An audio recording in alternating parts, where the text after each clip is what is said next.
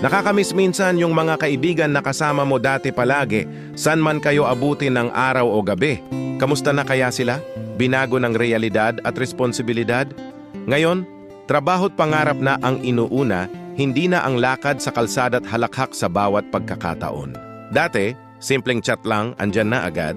Ngayon may pa-schedule pa pero minsan di pa rin matuloy kahit kay tagal ng pinag-usapan. Ang dating araw-araw na kwentuhan, napalitan na ng scene or di kaya, kamusta ka na?